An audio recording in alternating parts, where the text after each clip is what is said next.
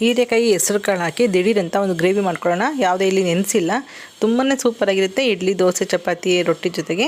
ಮೊದಲಿಗೆ ಒಂದು ಕುಕ್ಕರ್ನಲ್ಲಿ ಅರ್ಧ ಈರುಳ್ಳಿ, 2 ಟೊಮೊಟೊ ಹಣ್ಣು, ಒಂದು ಅರ್ಧ ಕೆಜಿಯಷ್ಟು ಹೀರೆಕಾಯಿ, 1 ಸ್ಪೂನಷ್ಟು ಎಣ್ಣೆ, ಸ್ವಲ್ಪ ರುಚಿಗೆ ಉಪ್ಪು, ಹಾಗೆ ನೆನೆಸಿಲ್ಲ ಕಾಳುಗಳು, ಒಣ ಕಾಳುಗಳನ್ನ ತೊಳೆದು ಹಾಕ್ಕೊಳ್ತಿದ್ದೀನಿ.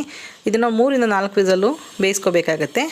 ಮಸಾಲೆಗೆ ಒಂದು ಸ್ವಲ್ಪ ಹಸಿಮೆಣಸಿನಕಾಯಿನ ಎಣ್ಣೆ ಹಾಕ್ಕೊಂಡು ಬಾಡಿಸ್ಕೊತಾ ಇದ್ದೀನಿ. ಒಂದು ಮಿಕ್ಸಿ ಜಾರಿಗೆ ಶುಂಠಿ, ಬೆಳ್ಳುಳ್ಳಿ, ಕಾಯಿ ತುರಿ, ಹಸಿ ಜೀರಿಗೆ, ಒಣಗಿ ಹುರಿದಿರೋಂಥ ಹಸಿಮೆಣಸಿನ್ಕಾಯಿನ ಹಾಕ್ಕೊಂಡು ಚೆನ್ನಾಗಿ ನುಣ್ಣಗೆ ತರಿಯಾಗಿ ಪೇಸ್ಟ್ ಮಾಡ್ಕೊಳ್ಳಿ. ನೀರು ಹಾಕೋದು ಬೇಡ.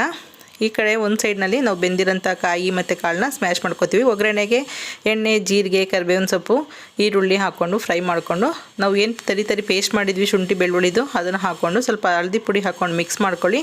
ನಂತರ ನಾವು ಬೇಯಿಸಿಟ್ಟಿರೋಂಥದ್ದನ್ನು ಕಾಳು ಪಲ್ಯ ಎಲ್ಲನೂ ಹಾಕ್ಕೊಂಡು ನೀಟಾಗಿ ಮಿಕ್ಸ್ ಮಾಡಿ ಉಪ್ಪು ಬೇಕಾದರೆ ಹಾಕ್ಕೊಳ್ಳಿ. ಒಂದು ಸಣ್ಣ ತುಂಡು ಬೆಲ್ಲ ಹಾಕ್ಕೊಂಡು ಕುದಿಸ್ಕೊಂಡ್ರೆ ಗ್ರೇವಿ ರೆಡಿ ಆಗುತ್ತೆ.